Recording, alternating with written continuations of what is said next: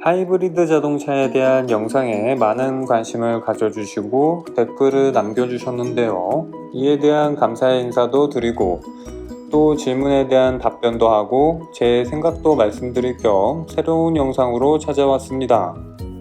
우선 여러분들이 남겨주신 댓글 모두 정말 재밌게 봤으며 또 관심을 가져주셔서 감사하다는 말씀부터 드리고 싶습니다.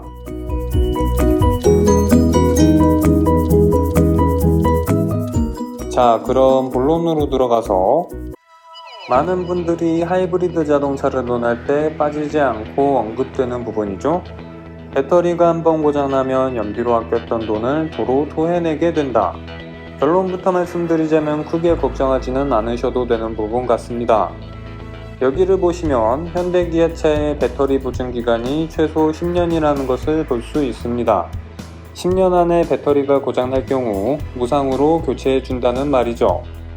또 전용 부품의 보증기간 역시 최소 6년에서 10년이라는 것을 보실 수 있습니다. 보증기간이 길다는 건 그만큼 수명에 자신이 있다는 걸 의미하기도 합니다.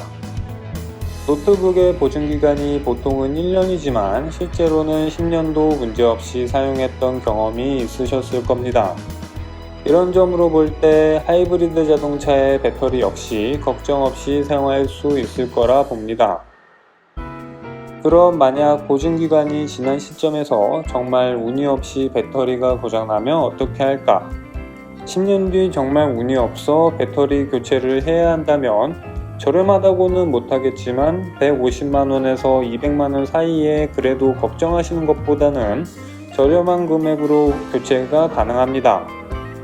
다만 전기차의 경우 배터리 용량이 더 크기 때문에 교체 비용이 이보다 비쌀 수 있습니다.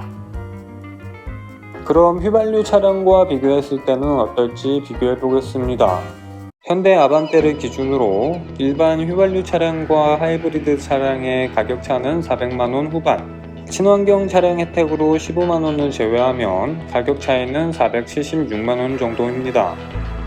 구매가는 확실히 하이브리드 차량이 조금 더 높습니다. 다만 월등한 연비 덕분에 매년 3만km 주행 시 3년차부터는 오히려 휘발유 차량보다 적은 비용이 나가게 됩니다. 유가가 계속해서 오른다는 점을 감안하면 이보다 빠르게 역전이 될 수도 있을 것 같습니다. 오래되거나 겨울철에는 히터와 배터리가 저온에 약하다는 특성상 연비가 떨어질 수 있습니다. 다만 기본 격차가 크기 때문에 아무리 떨어져도 휘발유 차량보다는 떨어지기는 어렵다고 봅니다. 정비 시에는 어떨까요? 우선 하이브리드 시스템은 특별한 정기 정비가 필요하지 않습니다. 또 공회전이 없고 저속주행 시 모터만 작동하는 하이브리드 엔진 특성상 엔진의 마모가 적어 일반적으로 수리 또는 유지보수 비용의 비중이 가장 큰 엔진 문제가 발생할 가능성이 오히려 줄어듭니다. 또 회생제동 덕분에 브레이크 패드를 아주 오래 쓸 수 있다는 장점도 있습니다.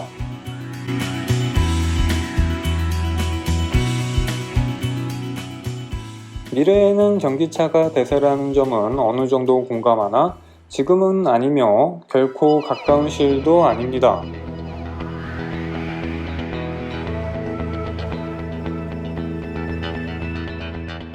우선은 해결해야 할 문제점이 많기 때문입니다.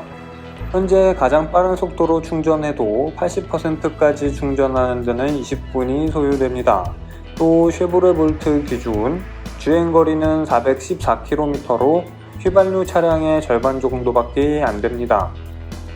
가격 또한 비싸서 현재 국내 시판 중인 전기차 중에 가장 저렴한 쉐보레볼트가 무려 4천만원이나 합니다. 물론 실구매 시 여러 감면 혜택을 받는다면 이보다는 저렴하게 구매할 수도 있으나 잘 알아봐야겠죠. 다만 연료비는 확실하게 많이 쌉니다. 아래표를 보시면 동일한 거리 주행 시 전기차의 연료비는 휘발유차의 절반 정도밖에 되지 않는다는 점을 보실 수 있습니다. 다만 초기 구매 비용이 훨씬 비싸기 때문에 갭을 메꾸려면 하이브리드 자동차보다는 훨씬 더 긴 시간이 필요할 것으로 보입니다.